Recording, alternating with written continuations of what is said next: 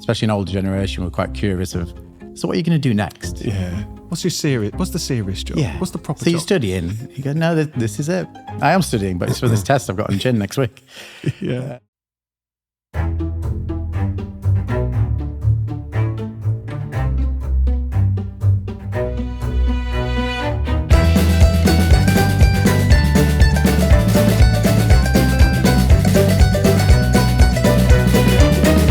Hello and welcome back to JobsWorth. This week I am joined by James Wall, aka Jimbo. He is the owner of North, which is a coffee shop. It's a wine shop, it's a deli. I think like so many of the coffee shops in Leigh, it's become a bit of a community hub too. They do poetry events, running clubs.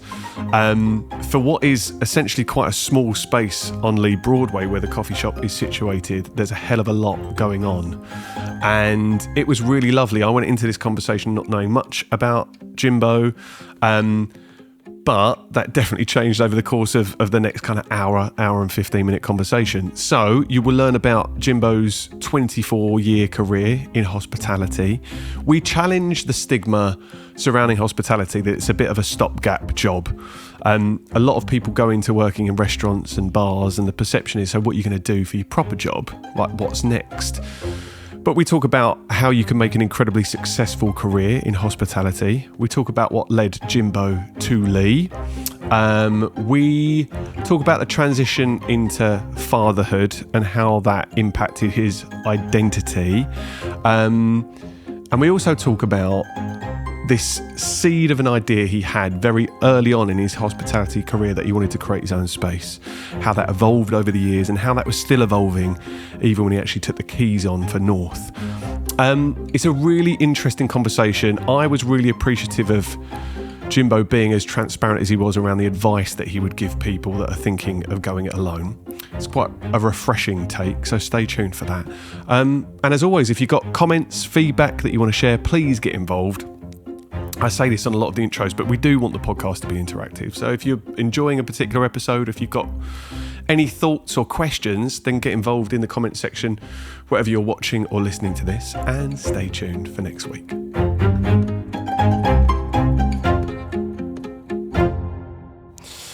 Jimbo. Yes. Thank you so much for coming in, first off. You're welcome. We are going to start with the opening tradition on the podcast, which is the question, when you were younger, what did you want to be when you grew up?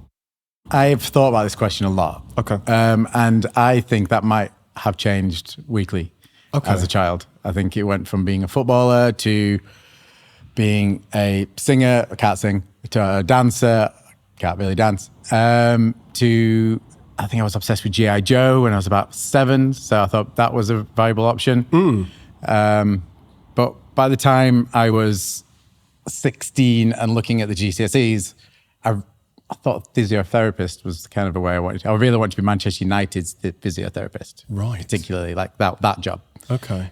So I kind of geared my A-levels to that. And then that never happened. That's 16, so it's quite an eclectic mix that you're going through. Yeah. I do have to go back to singer and dancer though. No, just quickly. Was there an inspiration in your life at that age that was... No, I did. I was in Scouts at a young age, and we did the gang show. So I was in that, and it was fun. And then I went to be a musician. So for GCSE, I played the saxophone. Wow. And I never played it before I started the GCSE. Right. Okay. My music teacher went, you should quite a stretch. You should definitely do music GCSE. Do you play any instruments? No. And then I picked the hardest instrument I could at 16, and the most uncool instrument you could pick. It feels like you come of age with a saxophone. Like you have to maybe get into that a little bit later down the line for it to be deemed cool. You needed a whiskey and a cigarette, I think, exactly, and a trilby. Not Acne at 16 in Bradford. It was a leap, and maybe I shouldn't have done. Looking back at it, I shouldn't have done music. We've all got to stretch ourselves at some point, but that does seem like quite. I was doing like PE, and then I was doing music, and I think I was the only person doing those two subjects at school at GCSE. It was very much you're that kid or you're that kid. This is something we've spoken about with guests in the past. Definitely my experience at school, and I'm only a year or so younger than you. I didn't need to say that, but I have now. Thanks. But yeah, no, I think my experience growing up at school was definitely like, it's the whole American thing. I'm going to call it like you had your jocks, like your sporty kids. And then you had, I think, like the mid-ground kids that kind of, they went either way. So you had your real sporty kids, you had your mid-ground kids that might have dipped into being, let's say, geekier at points and things like that. But I think that did exist at the time, didn't it? No, absolutely. There were definitely the kids who did all the sports and they were in all the sports teams, and that was definitely a group. And then there was people who did musical theatre and I never did musical theatre, but I did do music, and I do enjoy music. And I think you grow with that as well. I don't think I've picked up a saxophone since that last exam. That was done. 2 years, I'm out. Let's go back to the physiotherapy. Yeah. So that was your angle. That was my first angle from thinking back. I think that was the first time I thought I'm going to do something towards that. So at A level, you had to pick a science. I think I looked at what the universities would accept to do physiotherapy, and you needed a science, essentially. Right. So I picked physics. Should have picked biology, looking back. It'd make more sense to do biology. But I did physics. I enjoyed physics and numbers, and I kind of was quite good at that. So I did that up to AS level and kind of crashed out of that. I crashed out of a lot of stuff and picked up things and then never picked them back up again. Right. That was a bit of a moment. Maybe until I was at my sister's 21st, potentially, and she was in Leeds at the time, and she hung out with a lot of bartenders and in hospitality people, and somebody went, "You should be a bartender." And I think that's all he said to me. And I went, "All right." That's all it needed. And that was it. And then I just kind of single-mindedly did everything I needed to do to be a bartender. So that's, I mean, it's not a U-turn, but it's definitely quite the decision to make at that point. And also the thing I was going to ask, because we're going to talk about 24 years in hospitality, which is a good chunk of your time, to pursue that as a career. Did you think you were pursuing a career when you started it? I don't know. I think I was pursuing maybe just a bit of a good time, right. I think. And nightlife and that world, I think. I was 16. My sister was at uni. She was at Leeds Metropolitan, which we only lived maybe 40 minutes away, but she moved out and she seemed just to have the best time. And I was like, I want to do that. That's what I want to do. I want to be in that world. So I went out to get a job in hospitality. That's how you did it. You started as a waiter, then you became the bartender, then you went from there. So that's why I wanted to do my first job, which was at Pizza Hut. Nice. Shout out Pizza Hut. Yeah. We're still looking for a sponsor. So Pizza Hut. Top end of the game, Pizza Hut. In a retail park on the M62. So we had a big IKEA in the next, and a cinema and a Pizza Hut. Yeah. And then we moved from that. I'm saying a lot. And I moved literally across the car park to TGI Fridays. Nice. Okay, you just started to do the rounds. Yeah, that was the same company at the time. It was Whitbread. So we had a bit of an in anyway. So they didn't really have to change my payroll number. They could just kind of swoop me over. And they had a bar. Yeah. The crucial point was they had a bar. Right. So then one of the managers, or the general manager at the TGI's, her sister was running a bar or restaurant in Leeds. She goes, "If you really want to do this, I'll talk to my sister."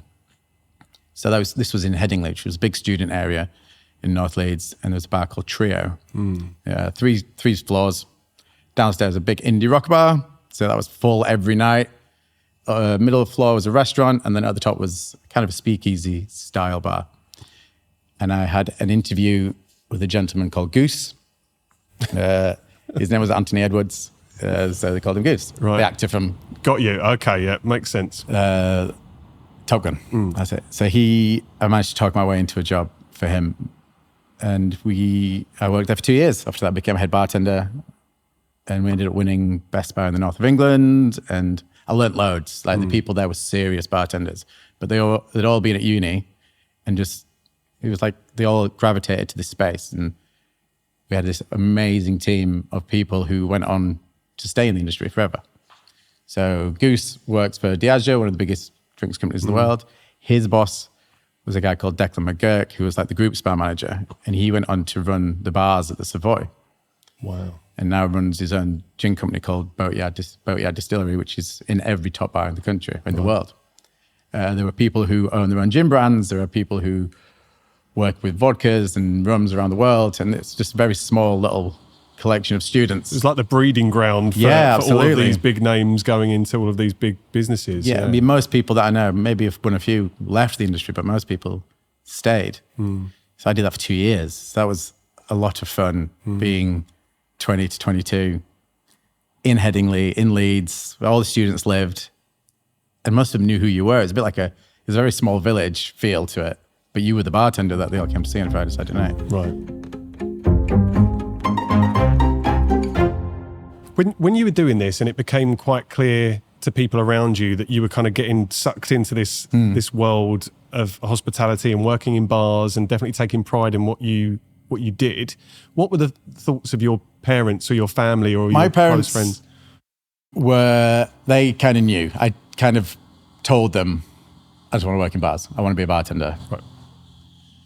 And I think at that point, as long as they thought I was studying and doing the right things, it would lead on to bar management or it would lead on to venue management. I did a 2-year H&D, and the third year was going to be, you could deviate slightly. And I was going to do licensed retail management, which kind of, fits what I was going to do. But there wasn't enough people wanting to do that. So I ended up just working full time. Right. And became the head bartender of this space. And so that's what I just didn't go back. Yeah. And I'm asking that question not from a position of thinking, it's not in a derogatory way towards hospitality, No, yeah. but definitely for a 16-year-old getting a job at Pizza Hut, that's one thing. Okay, that's really good to see your son go out there and start making some money with that work ethic. But again, looking at the route of physiotherapy as an example, or sports and leisure management, and then starting to get that sense, okay, well, maybe this is the world is going to be in. And I think even more so at that time, hospitality, especially when you're working in bars, is linked to the lifestyle that comes with that. Yeah. And all the social side of that, which, look, in your early 20s and beyond, of course you're going to enjoy that, I would imagine. So yeah, I was just wondering what your parents were thinking at that time and how they were kind of supporting you through that. They were always really supportive. I don't think at any point they said, don't. Yeah. I think they saw that I was happy doing what I was doing. I think at the point where it changed into a bit more full-time, and by the time it looked like I wasn't going to go back into the third year after giving it a year off, a bar called Milk and Honey asked if I wanted to do a trial shift. So I was being 21, maybe just 21. And Milk and Honey had just won Best Bar in the World.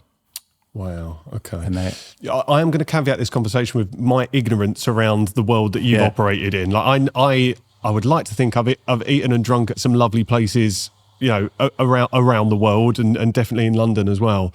But when you're saying names, thank you for the context because it really does help. But yeah, I can imagine having that accolade is a big draw. And it was huge. So Milk and Honey at the time, it was a private members club, but quite an easy access private members club. It wasn't like your Soho houses or anything. It was £2,000 a year, which considering the other ones is very, very cheap. And it was just a bar. So you walked into the ground floor. You could book and drink in there if you weren't a member, but you had to be out by 9 o'clock. Right. So afterwards, I think it was part of the council of Westminster Council to kind of extend your license. You become a members club. Right. So it was just a black door on Poland Street in Soho. And you had to buzz the right buzzer. Door opened, you're in, all candlelit, all jazz music, classic drinks, martinis, Negronis, old fashions, but done better than anybody else was doing them. And so it won Best Bar in the World, and then they shuffled the team around. And I think they asked Declan, who was at the Savoy, went onto the Savoy, if he knew anybody. And we'd already spoken about me moving maybe to London to work in better bars. So I did the trial shift. I got a train down. I booked a hostel in Piccadilly Circus and I bought like a uniform down there because I had nowhere to iron it and I was living in a hostel. So I'll buy a black shirt when I'm down there. So like the H&M or equivalent at the time. And then I had to find it. I had to find this bar that I'd never been to. I walked around all afternoon just to try and find it. It took me about 4 hours. Wow. Okay. And then I'll go back, get changed, come back, and then I think I got lost again. But I found it. This was before iPhones. I had an A to Z. I was going to say, this sounds like This was a long time ago. Pre-Google Map or pre. Yeah, it was the Nokia era. 3310 era. Snake Yeah. 2. That's probably pushing it, right? Absolute max. Yeah. And so, I did the trial shift there. I was supposed to do 2 shifts. So I booked 2 nights at this hostel. Spent all the money I had. And they said, oh, you've got it. Brilliant. I'm just going to go home. I don't want to stay there again. So booked a different train, went home, handed my notice in Leeds straight away, and then moved to London relatively quickly. Wow. Okay. Just with a backpack. I know where to live.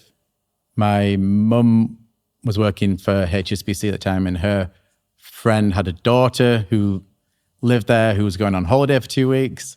And she said, oh, you can stay in my room, but just tell my flatmates that you know me. I'd never met this girl before. Okay. And she was brilliant. She picked me up from the bus at Liverpool Street and then kind of took me to her flat in Bethnal Green, which wasn't the Bethnal Green it is now. Right. Okay. A very different Bethnal Green. And so I had 2 weeks there to settle into work and find a house because she was coming back in 2 weeks. And I ended up living on Hoxton Street in a single bedroom, a single bed. My wardrobe was in the hallway because it wouldn't fit in the room. And there was cracks in the windows, and a single pane. And again, Hoxton Street is not what it is now. It's a bit stabby. And I was getting home at 4 o'clock in the morning because we closed at 3 o'clock every night. Wow. We were a late bar. So sometimes the market was setting up as I was coming home. But it was fun. Did you look at what you were doing then and feel like there was this sense of progress, this sense of achievement? Did you have a sense that you were where you wanted to be? Yeah, absolutely. I think when I started Milk and Honey, it was already the best bar in the world, and people were talking about it, and people would come in, and if you told people where you worked, it was met with, ooh, that's wow, how did you get in there? Or it was a real sense of achievement just to get there. I don't think I realized how big it was when I started. It wasn't until I moved to London and people found out who I was that I got a bit of a name for myself. Yeah. And realizing just how famous this bar was. So we could easily go through 20 plus years of your career and talk about everywhere you've worked, but we would be here for the evening. Yeah. I'm sure there are countless stories that you could tell about your life in hospitality. I can't, yeah. That's another podcast for sure. But how have you seen the industry evolve over 24 years that you've been working in it? It's become a lot more accepted as an industry, I think. Okay. I think hospitality took a lot longer for it to be recognized as actually you can do this as a living and get paid really well and live really well and work in some great places and travel with it. But that's all changed. I think people kind of get it now. I think a lot more people would go into hospitality now and nobody would bat an eyelid of their life choice. I'd say outside looking in, that has definitely been the evolution that I've seen. Yeah. Because I think, again, I talk a lot about careers advice that people received at 15, 16, 17 years old. And I think that maybe hospitality was seen as a bit of a stopgap. We'll do that while you're working out what you really want to do. Absolutely. I think even at Milk and Honey, people would say, so what do you want to do? Like guests would go, so what do you do during the day? What's your real job? Where do you want to, and you go, no. Sleep and get ready for this. I'm going to be here till 3. I have no time. So even then at that level of bar, people were still asking those questions. Especially an older generation, we're quite curious of, so what are you going to do next? Yeah. What's the serious job? Yeah. What's the proper job? So job? you're studying. You go, no, this is it. I am studying, but it's for this test I've got in gin next week. Yeah. It took a while. But I get the impression, again, from looking at the form that you filled out ahead of this, that's probably something that drove you to do better or do more or keep going rather than have it knock you too much? Yeah, I don't think it ever knocked me. I think it annoyed me. I don't think it knocked me. I don't think I ever thought maybe I should do something else. Yeah. I never thought that. I thought I'm pretty good at this. This is what I want to do. My aim was always to open my own space. Okay. That's a good point to kind of transition out and talk about then. What sparked your decision to move out of London. I guess I want to bridge the gap now that what brings you to Leigh, if that's okay. So what was So coming to Leigh. So we were looking, we managed to buy our own house in Walthamstow. We had Sam, our eldest, 4 weeks after we moved in. We cut it really fine. And he was 2 weeks late, which was a bit of a blessing at the time. Yeah. So that was 2018. And quickly after that, we fell pregnant again. And we lost that one. We had a miscarriage. So one day, maybe 2 days after, we went, right, let's just get out of town. Let's go somewhere and just not be here for a bit. Let's go to the beach. We love the sea. Let's go to the beach. Let's get Sam, let's get the dog, and just get out of town. And Leigh was in the news for the best place to live in the UK at the time. So a quick Google, right, it's 45 minutes drive. Let's just jump in the car and we'll go. So we came to Leigh for the day. I think we parked just down there. It was May, the tide was in. I think if it wasn't in, it'd have been a different story. But the tide was in. It's different when the water's in, right? Tide was in. It was beautiful. We walked all the way to Southend and we came back and we saw the train. And it said Fenchurch Street. Katie at the time worked on London Bridge, the number 1 London Bridge. There's a big building, loads of etchings in it. That was her office. She's a solicitor. And we looked at the commute. And I think there's 10 minutes difference in commuting from here than there is from Walthamstow. And I think at that point, well, let's come back again. Let's look at some houses. Let's see what you can get. And we viewed our house that we're in now, and a few others. And then we went back and sold our house. We had an open day on Sam's first birthday, or the party for his first birthday, and we sold it that day for more money than we thought we were going to get. And then we came back to Leigh, and the house we'd seen had been reduced. Wow, that doesn't happen. That doesn't happen. Doesn't happen. Yeah. That is a sign if you ever needed one. It right? felt a bit like a sign, yeah. So we did that. We bought it. And that was the summer of 2019. And the day before we moved, we found out we were having Finn. Right. So that was a moment. Yeah, I can imagine. And that was the day before my birthday, 6 years ago, last week. And yeah, that was the move to Leigh. So I was at Hawksmoor at the time. Right. I was the bar manager of the Spitalfield site, and we'd just won Best Restaurant Bar in the World. And it felt like a nice, complete moment to actually go, right, done that, we can leave now. Was it a view to step out of hospitality as well as move location? Were you thinking of other things that you could potentially move into at Not that time? really out of hospitality, but a kind of a refocus into sales. Sales felt like a really nice sidestep where I didn't have to be in bars, but I can work with bars. So I applied for some jobs, didn't get any of the spirits jobs that I thought I was a bit of a shoe-in for. However, I was 15, 16, 17 years in hospitality at the time and no sales experience. Yeah, so that can be a clincher, can't it? But again, you've got all the industry experience, right? Yeah, but none of the big brands were taking on. So Sam couldn't get into a nursery anyway, so I took a bit of time off and we wandered the streets of Leigh during the winter of 2019 into 2020. And we just went to little football clubs and just hung out and took the dog for walks, and it got a bit lonely. Yeah. Didn't know anybody. We moved here without knowing a soul. And then I got a job working for a tonic water brand 3 days before lockdown. Right. I don't think we could have done this episode looking at the chronology without mentioning the pandemic. Yeah. Hospitality. Yeah. So I got a job as the London accounts manager for this tonic brand. And then they went, oh, don't come in the office tomorrow. We're going to see what goes on. And then we just never went back in the office. Right. And then when town opened up again, I went into Soho and nobody wanted to take why would they want to take a tonic water on? They've not made any money for however long. The top of their list of things to buy was not tonic water. Yeah. So got made redundant from there. There was a lot of people working. I was the London accounts manager, but the owner was in London all the time.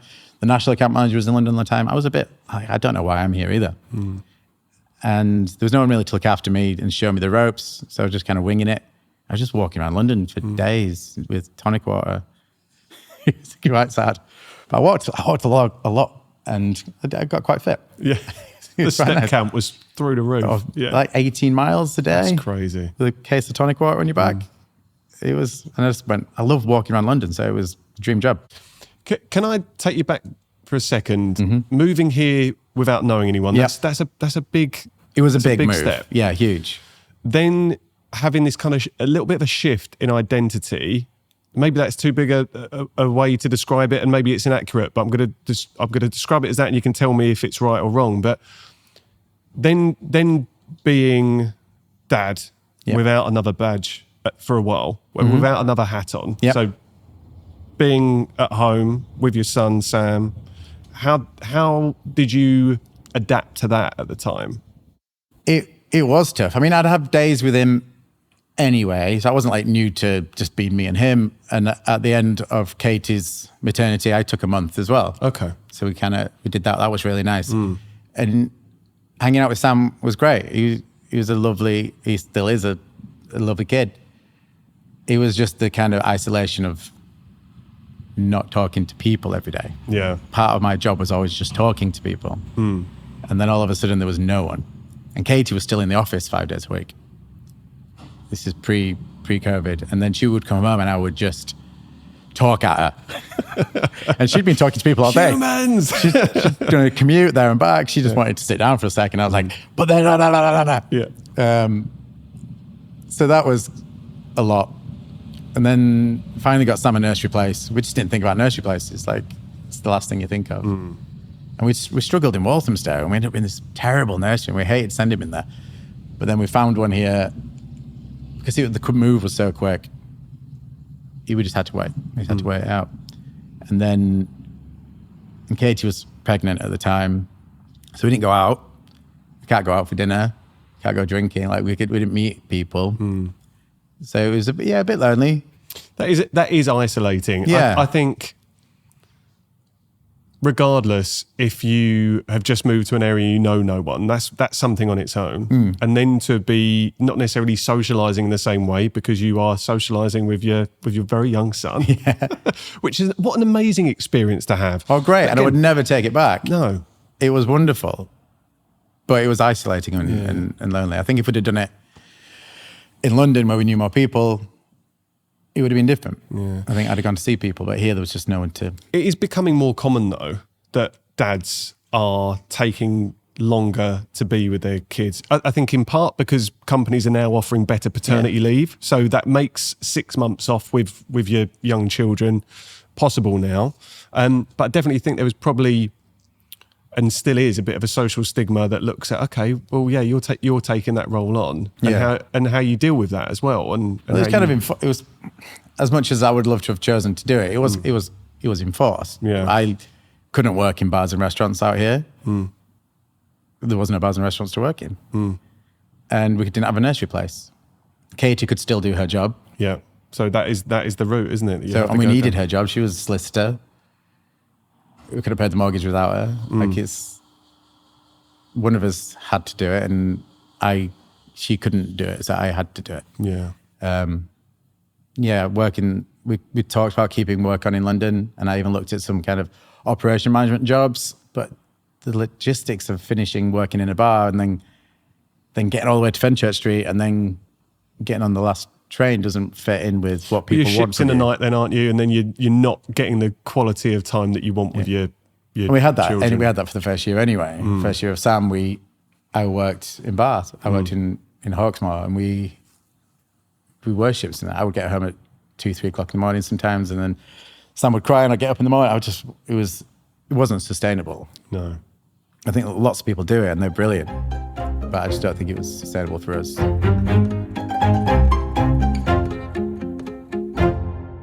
So you said earlier you always wanted to open your own place. That was one of the questions that I had. Was it something that came a little bit later? How early on during your career did you think, I'm going to do this for myself one day? I think maybe straight away. Okay. I think really early. I remember thinking by 30, I'll do that. And this was giving myself a good 8 years at the time. I was going to say, not Pizza Hut days, is it? It's not Pizza, no, maybe bars, like proper bars. Bars, like, yeah. I can do this. This is a thing I can do. And I think I've got a concept. The concept completely changed, maybe weekly. Right. And I think it never really solidified until we opened the door one day, wasn't it, North, of what we were. It's quite the moving target, isn't it, to try and hit when you're going through that, I guess, all of the phases that you go through to get something off the ground. Yeah, and it was quite quick. Once we decided this is time to open the door, it was probably 5 months. Wow. Okay. So, and what was the thing that kicked? What was the gear that shifted to go from this is something that I've wanted to do since my early mid-20s, and now you're about you're 3 months, 4 months away from second anniversary. Second anniversary in February, so we opened in February, but I got the keys in November. Right. So we are a month away. A month away from. Amazing. So what is the difference? What shifted for you to think, right, I'm going to stop talking about it now, something needs to happen? So it goes from an idea to, was it writing it down on paper? Was it having a conversation? What kick-started you actually putting the thing into the process? Maybe Katie going, you've been talking about this for too long. It's just fucking do it. It was all about the right site. I don't think you can do anything, I really know what you want to do until the right site comes up. And the jewelers came up and we viewed it. I viewed it. I walked in there and it was I don't know if you've seen on Instagram that the first look of it. Yes. It was full of crap. Yeah. So much stuff. And I was like, yeah, brilliant. Let's do it. And a bit naive, really naive. Did the penny drop though? Did you have this moment where, was it an emotional moment where you walked in and something clicked? Or are you quite a pragmatic, practical person? Did you go in and think, how could I make this work? Or are you led by your heart? Did you go I think it was more heart. Okay. And just a wanting to actually do it. Right. I think anybody would have looked at that space practically and gone, no, not for you. It's not going to happen. I think it was just a real want. And I think I knew what I was doing. And I think there was a moment in time I thought, you know what, I can do this. And I want to offer. And I still felt a little bit lost. Still felt like I really missed London. I missed the scene. I missed the vibrancy and everything, all the positives of London I really missed. And I wanted to maybe just bring a bit of that. And I think North really carries a little bit of London with it. It just felt like the right time and what I wanted to do. I kind of knew what I wanted to do. I had an idea of this is what we're going to do. So that was at the beginning of the half term. By the end of the half term, we'd applied for a startup loan. Right. And me and Katie had gone through all the forms and she'd rewritten it all for me. We'd filled in all the numbers and it kind of came down to my CV. They just want to know if you know what you're doing. So we got a startup loan for the maximum we could get, for the longest term we could get, which is 25 grand. So it's not a huge amount of money, but it felt like a lot. And they gave it to me and I think I'd never shit myself so much at that moment. It's a big day when that money hits your account, right, as well. It was huge. And they rang me and said, you've got it. And I had a little dance. And me and Kate had a little dance. And it was really lovely. And then it was like, oh shit. What are we going to do? Got to do it now. You've got to go do it. And then I got a phone call from the letting agent who was like, you need to be at the shop now because the bailiffs are about to chomp the lock. Right. Because the last guy hasn't paid anything for however long. Wow. So I ran there and I thought, oh my God, this is day one. Yeah, this is immersion training, right? Yeah. This is welcome to business 101, you're in. So we had to get all the stuff out. And then we knocked down walls and we pulled off plasterboards. And we found the brick underneath these 8 layers of plasterboards. And we found the wooden floor. Little things like that were really good wins. And then we just still didn't really know concept, like what we were going to be a wine shop. I always wanted to open a wine shop by the sea. Right. That was the dream. We went to Cornwall with just me, Katie and the dog years ago. There's a beautiful little wine bar there. And we went, let's open a wine shop by the sea. And we did no research. We moved to Leigh. We went, there's already one here.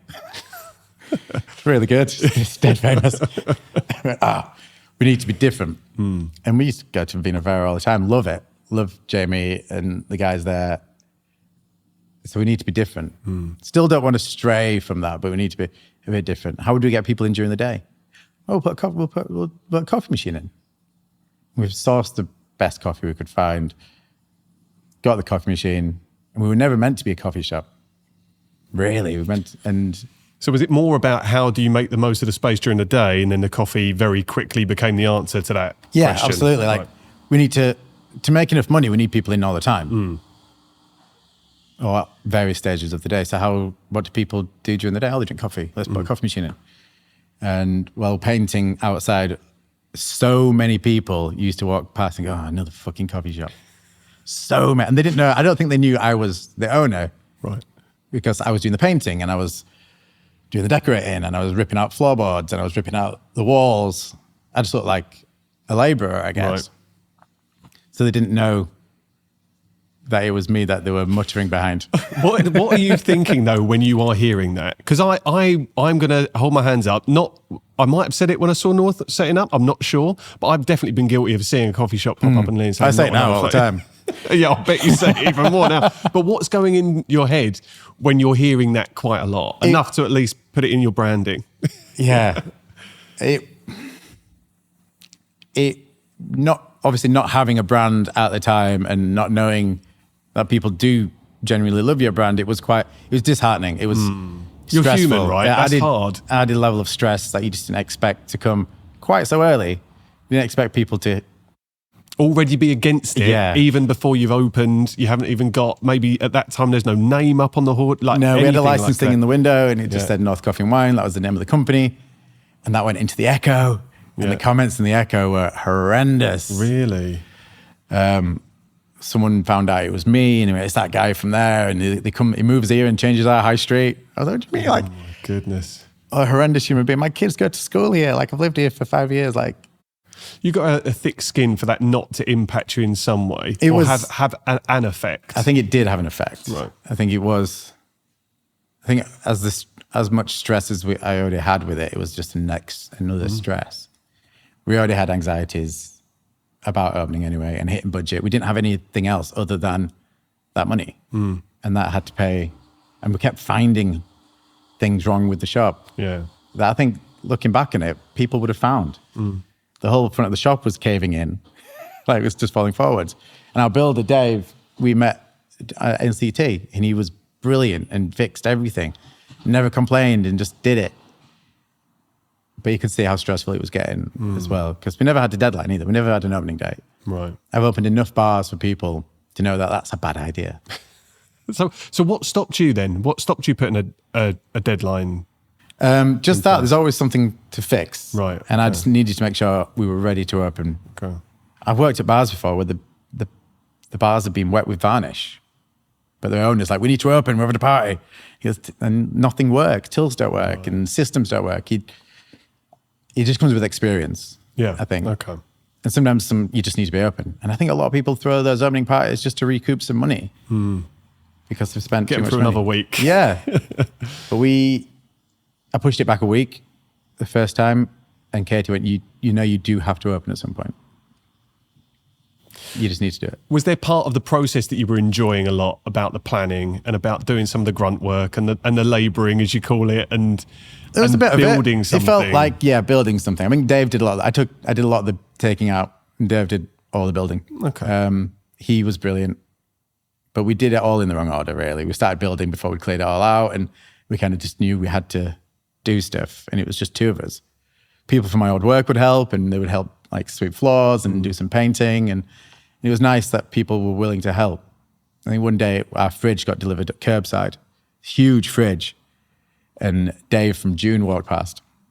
I went, do you need a hand? And he went back and got a skateboard, and we put this giant fridge on a skateboard and wheeled it into position. And it felt really community-based even then. By that time, had you started to make friends, or did you find that when you went to set North up, that was really when you found that you were introduced to the strength of the community around here? Bit of both. I think I'd worked on the Broadway by that point, maybe 4.5 years, and I'd worked And I'd met a lot of people. And in a couple of different establishments, and you meet regulars and you meet people who you get on with, you work with certain people. We'd done an NCT class, not because this was our second child, not because we needed really to learn anything, just because we wanted a social circle. Yeah. And we still see some of those people now, which is great. But I think it was moving down that end of the Broadway. It was like a real shift of people who I'd never seen before. Ben at Alchemy was brilliant. He would come and say, hello, how's it going? And that was really nice. And I think we share a lot of customers now. But it felt quite community driven even at that point. Yeah. Apart from another fucking coffee shop people, there were some nice people too. But again, I after that, you're a human, it starts to make you think, oh, okay, we're almost kind of fighting an uphill battle before we've even opened. Yeah. But is it inaccurate to say that again drives you? I don't know if it was a drive at that point. Okay. I think it was just another thing on top of everything else. And the stresses and anxieties and it was compounding what was already a difficult It was really situation. difficult, really stressful. I don't think I slept for a few weeks. It felt like I hadn't slept. It was just, how am I going to make this work with this budget? And I've got to stock it. There's got to be things on the shelves. £6,000 worth of stock on the shelves just to open. Otherwise it's going to look pretty bare. You need enough money. My parents came through at the end and gave us a little boost, which was really lovely of them. But yeah, it was just, I think it was another, and then once we opened, it was a bit of a drive, I think. Let's be the best coffee shop. Were these all learning experiences for you along the way too? Because you've not set up your own space before, but you've got experience of how the machine works, let's say. Were you quite confident in a lot of the things that you were doing? Yeah, I think I knew, I'd worked in a lot of places who had made mistakes from either being there first time, not my money. It's not like there was no stress in opening other people's bars, but you learn things along the way. You learn you need somewhere to put your cups. You need to learn storage is key. Where do you put your bin? So many people set up bars and restaurants and there's no space for the bin. So they just have a bin lying around. You need to make sure you're hitting all your environmental health issue points. There's a sink there's a hand wash sink. You need 3 sinks just to open the door. Why do you need 3 sinks? But the things like that and things you design into it that you need and don't. I've always downplayed a lot of the product. I don't want to offer too much. I don't want to offer things. I don't want to outreach myself. I don't want to offer something and then miss. Right. So what we offer, I think, is the best that we can offer without really stretching. You've got your curated range of products that you can do well. And if you start trying to spread yourself too thin, that's when it opens up an element of risk that something's going to drop. One of those plates are going to stop spinning potentially or have a wobble at some point. And even with the events that we do, you want to make sure you can logistically do them. You don't want to go, we're going to do this thing and then go, oh, how do we do that? You need to make sure logistically. And I think a lot of people think I'm quite pessimistic with that. They go, we want to do this and go, it's not going to work. Why? Because X, Y, and Z means that's not going to be deliverable. And I think I'm more realistic than pessimistic. Yeah. Okay. You talked about differentiating yourself in Leigh. So when you came down, you saw obviously there's an establishment already that does wine by the sea. Then setting up another coffee shop, how much was it in your head that you had to differentiate yourself? A lot. You had to. It got to be different to work. I think there's 19 establishments from Broadway West to Chalkwell Park that serve coffee in some shape or form. And to be one that works, you have to be different. So you have to pick a different roaster. Your core product has to taste different. The wine you pick, you shouldn't be able to buy it within 10 miles of you, maybe more. I think me and Jamie at Vino Vera had a discussion really early about not using the same wholesalers. Okay. I think he headed that conversation, but effectively the wholesalers carry individual wines. Yeah. So we don't cross over wholesalers, we won't cross over lines. It happens a couple of times because there's a couple of wholesalers that do cross, but only real, I mean, he's got 600 lines of wine. I think I've got maybe 40. Like there's not, maybe 60, but I don't carry the amount of wine he carries. So I'm a bit more curated in the. But when you're talking, I think that does bleed over into that sense of community. Because there's plenty of places that you might go where that conversation isn't had at all. Absolutely. And you basically just sit there resenting each other the fact that there is that crossover. So to have had that, both of you to have had that communication quite early on. Yeah, you need just to means there's fit in. You need to be part of the community. You can't put up walls straight away. We've done a lot of work with different places in the community. I think we put shout outs to people every time there's like Andy, Super Ultra Cool, did a thing, and I shouted about all the stuff he was doing in all the other coffee shops. He was doing something here in Cult, and you talk about those places, and you put yourselves in a bubble with these people. You're in a bubble with these people. You might as well get along. Embrace it. Yeah. And it's not always the case, obviously, on high streets up and down the country, but it's small, and everyone, for the most part, is really nice. Yeah, for the most part. For the most part. Because everyone's also human. Yeah, I was going to ask how much is the differentiator on your mind, but I think you've talked about that already. I think with what I'm interested in, going in with wine on your mind and then coffee being something that's maybe newer to you. Yeah, I mean, I'd always worked in restaurants with coffee. Coffee wasn't really new to me, but it was always going to be wine. Wine was always the focus. And then I ended up working in a coffee shop in Leigh after I got made redundant. I had nowhere else to go. I didn't know what else to do. There was a post out saying, we need people. So I ended up working in a coffee shop. It's where I met a lot of people. It's where I learned a lot, good and bad. And it made me know that I can do it. Right. And I can deliver that. Yeah, it gives you that environment to form a bit of confidence, right? A bit of competence, and then allows you to take that and do your own thing with it. Yeah. I'm not saying I make the most beautiful looking drinks. I think out of my entire team, I make the ugliest looking coffees, but it tastes like a flat white. There you go. Exactly. It's the what is it? The millisecond that you look at the top of it before you're drinking it and ruining whatever put a lid on it. Latte art that's on there anyway. So you're okay. How do you switch off from being business owner Jimbo to dad? I'm not very good at it. Okay. I wish I could be better. I think like everybody wishes they could be better. In the morning, we wake up at 6:30. I get the boys ready for school. We do whatever reading or spelling they need to do. And then they come with me to open the shop. So we run to the butcher's to get the ham for the sandwiches. And we do all the little bits that we need to do. And then we run. Sometimes they scoot. Depends how late we're running. To the shop. They help me put the chairs out. And then they'll sit and play on their whatever they're playing on or playing with. And then my wife will pick them up from the shop and do the school run. Right. There are days where I finish just before 3:00 so I can run to the school to pick them up, get home, do their reading with them, make them tea, and then go back to the shop if we're open in the evening. It's blurred. It's really blurred. They come in the shop. They're very used to being in the shop. They're very used to being in restaurants. It's kind of what they've always known. I think too used to being in restaurants sometimes, like just sit down. But they're super confident and people love having them in the shop. But the lines are blurred and it's tough.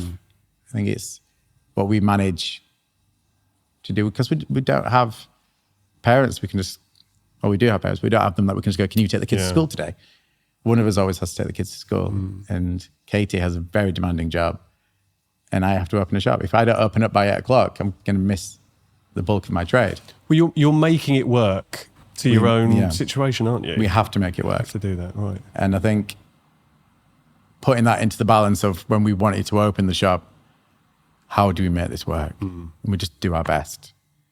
I think taking the decision to do the shop was a difficult decision to do as well, knowing that we need to make sure the kids are okay. We need to pay the mortgage. We need to do all these extra bits, and opening your own business doesn't always work with that. Isn't that the constant battle though? And I think that's what stops so many people from going off and doing their own thing, this perception that there's less security. I think there is less for security. Yourself. Like there is, like working for somebody else in an established environment and then taking the risk. It's a huge risk. And I think everyone has to really think about, is it going to work? I think you have to measure it and you have to work it out. I think sometimes taking the leap is dangerous, and it will feel a lot more dangerous the older you get and the more responsibilities that you have. You've listened to a few of the episodes over the 2 years that we've been doing this, so thank you. I'm that guy. I'm the one. It's always nice that we know someone's listening. But when you hear people come on and I say, like, what advice would you give to someone that is sat on the fence and wanting to make that decision but not knowing what to do? The most common advice is always do it. Yeah, and I think you kind of want to be positive. But I think the older you get, the risks are higher. You have to pay the mortgage. You have to look after, you have to be there to pick up the kids and drop off the kids. And it all depends on your own situation. I don't think there's... Context matters, hugely. I don't think there's a right answer that fits all. I don't think you go, yeah, just do it. It's going to be great. What are you doing? Can you pick your kids up from school? Can you take them to school? Is there anyone around to help when you're stuck at work? All things to consider.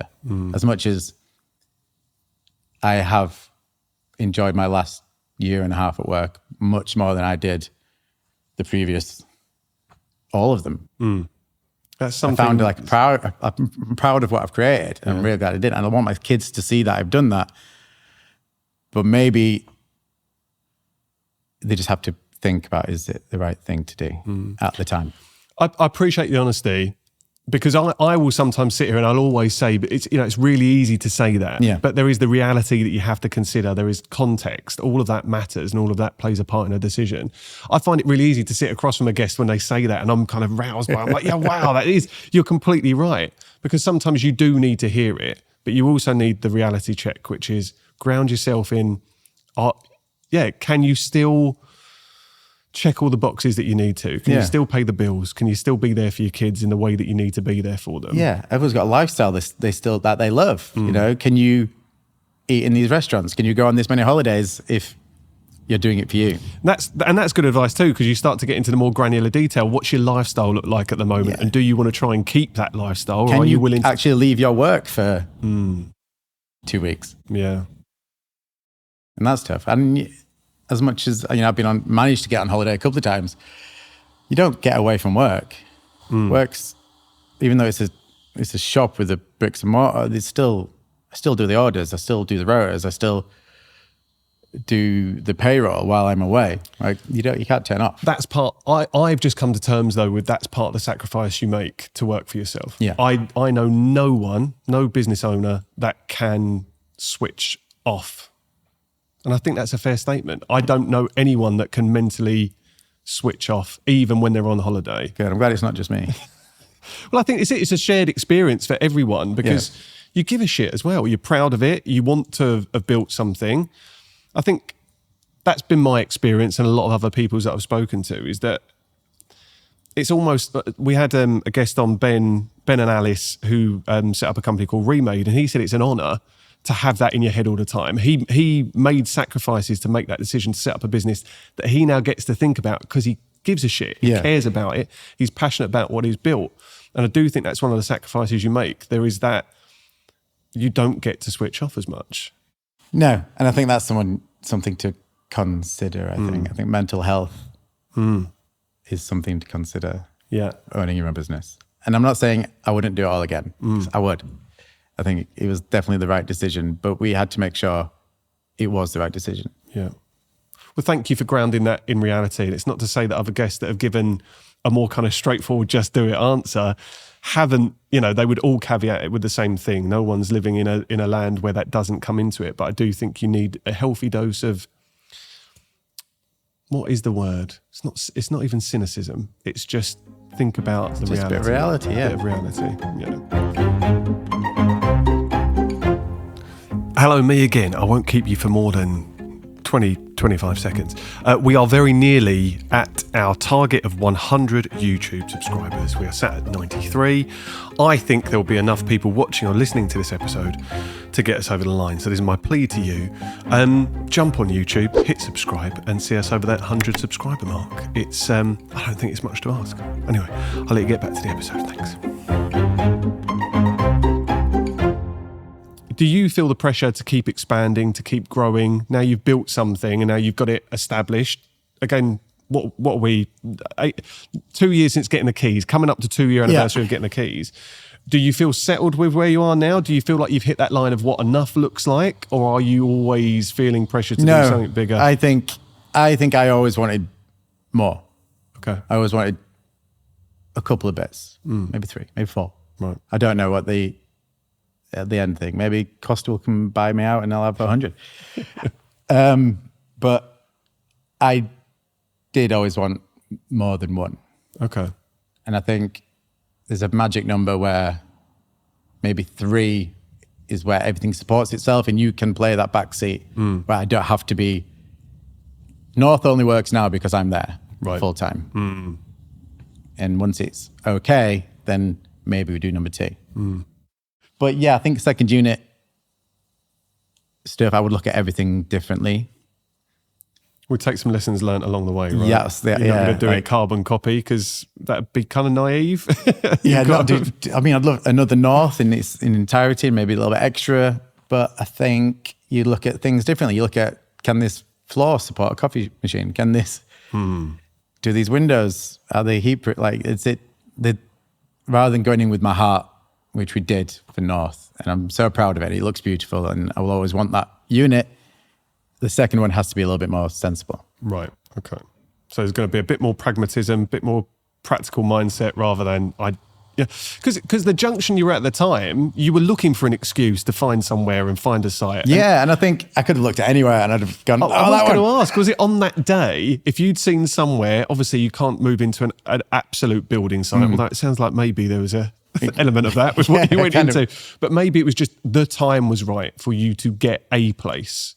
And it's just worked out that the place that you've got has now got a real prominent position on the Broadway.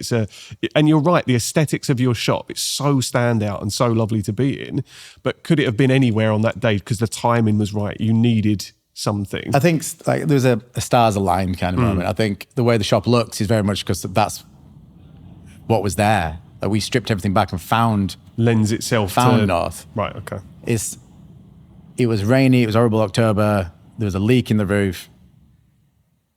So yeah, I think everywhere would have been better. I think we could have looked at anywhere if it was, as long as it was on the Broadway, that was kind of the thing. Okay. It needed to be on the Broadway. I don't think it would have worked on London Road.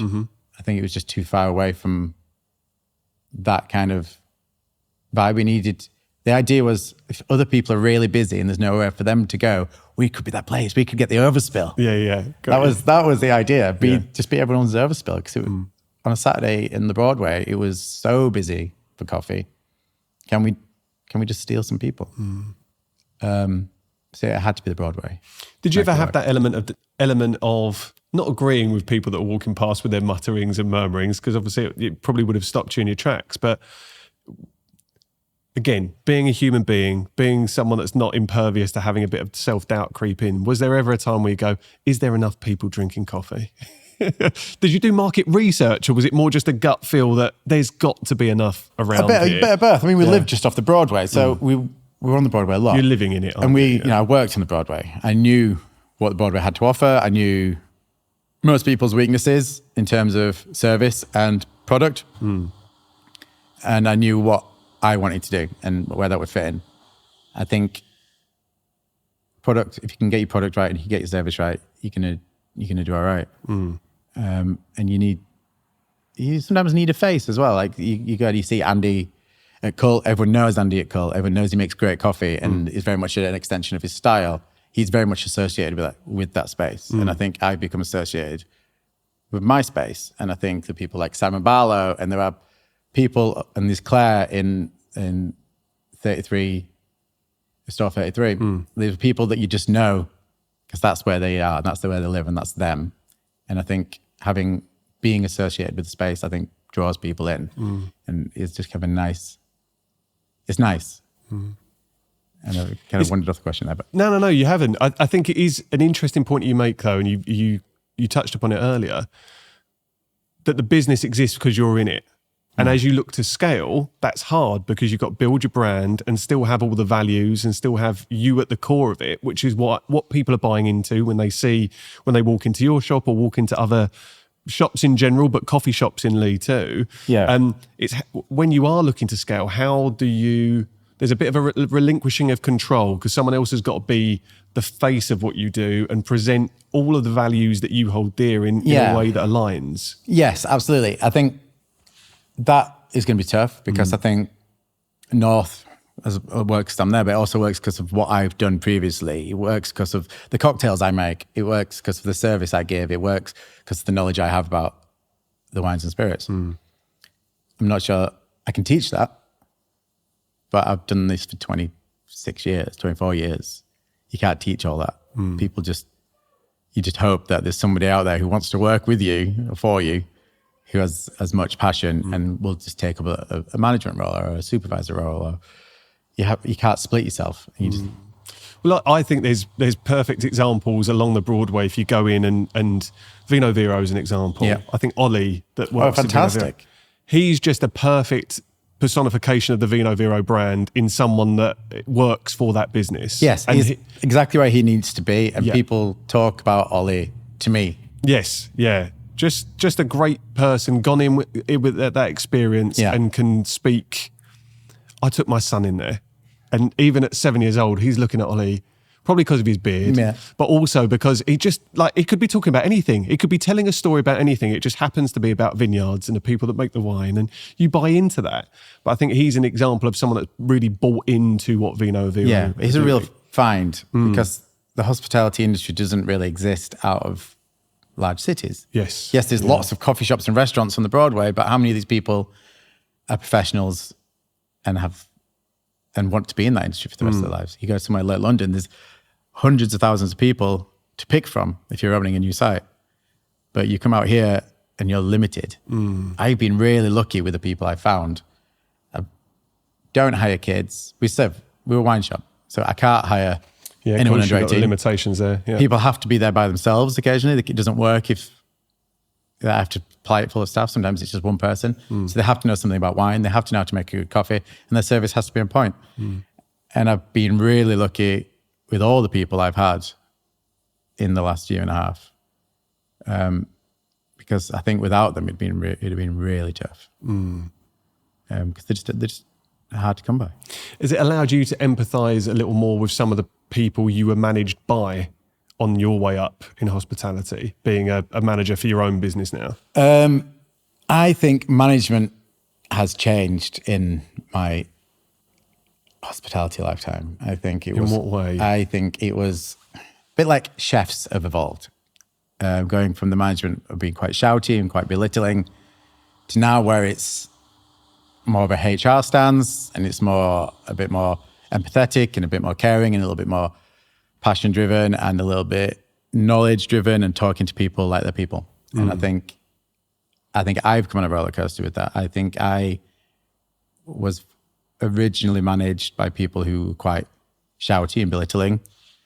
And then you move into somewhere, I think it changed at Hawksmoor when I went to Hawksmoor, and they do management training and they send their managers on training to show how to manage people.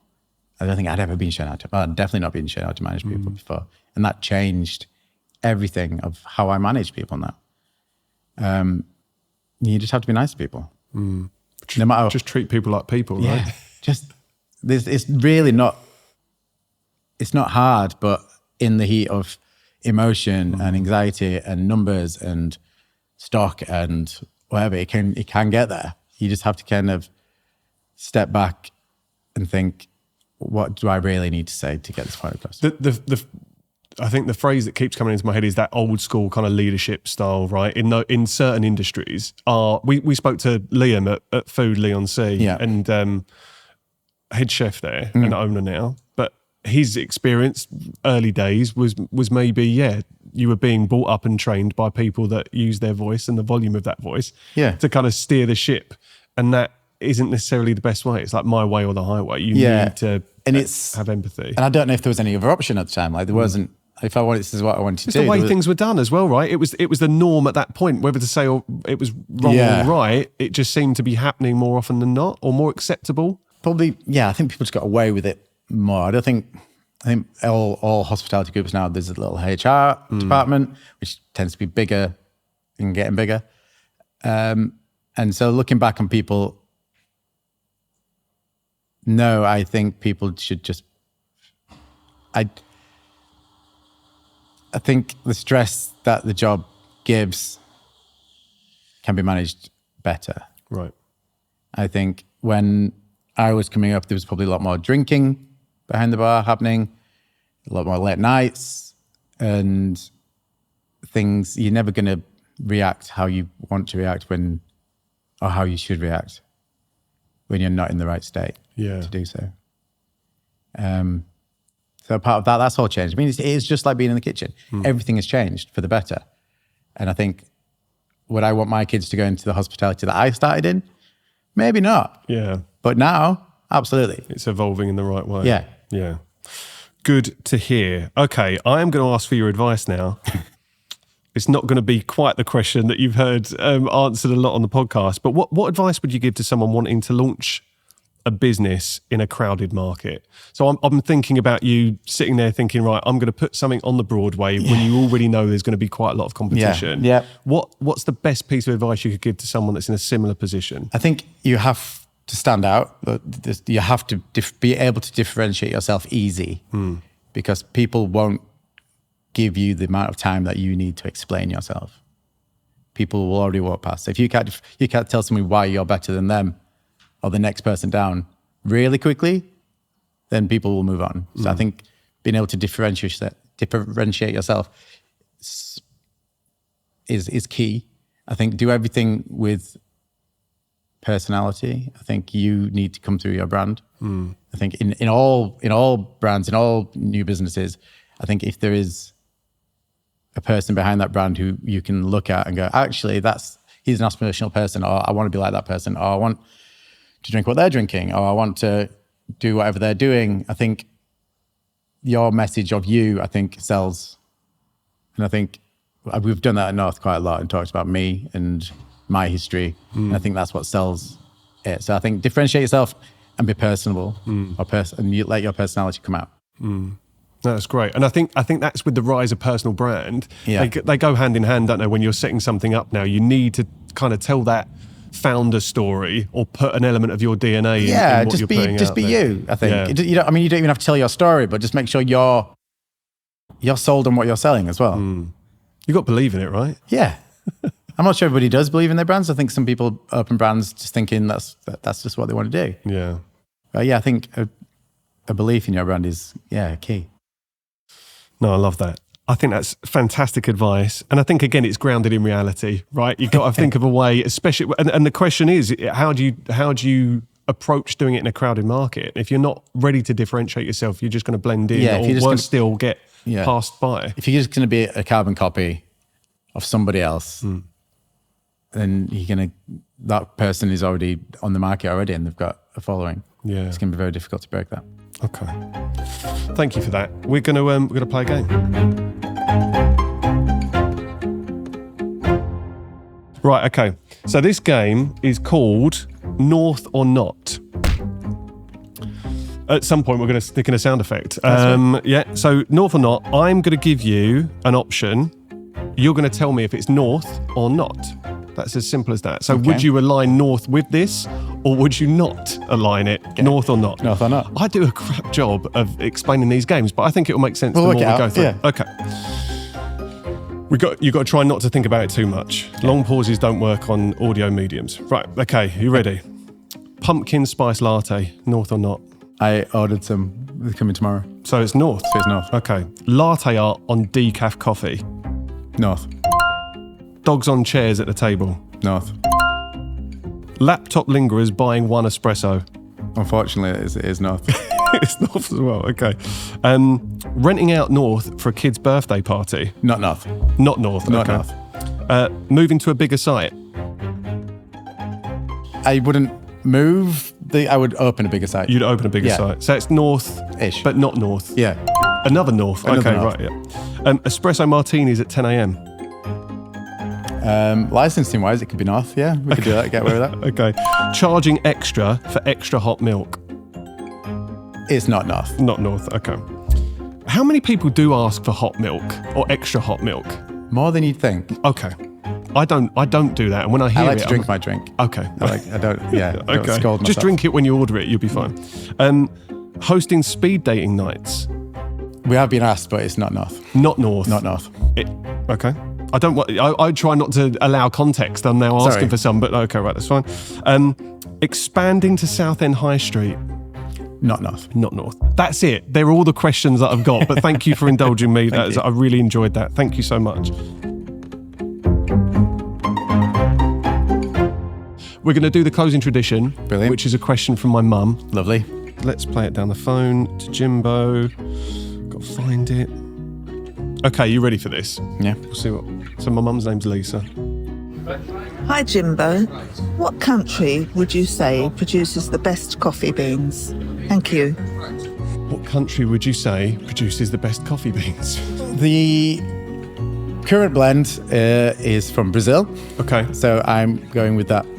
Brilliant. Okay, yes. Stamp of approval for your own coffee. We have Colombian, we have El Salvadorian as well as a guest and the decaf, but our house is Brazilian. So Brilliant. Okay. That's where I'm going. That's one of the shortest answers to Mum's questions, and I think it deserved it, to be honest with you. I don't know what else to say I don't to think that. she's really a coffee aficionado, so she's struggled slightly. She's in Croatia at the moment, so she's probably getting drunk at a restaurant. Oh, really? Yeah, that was enough. the background noise. I just like to give I like that people she an phones idea it in where from she around is. the world. She does, yeah. Brilliant. She just leaves the WhatsApp voice note, and that's it.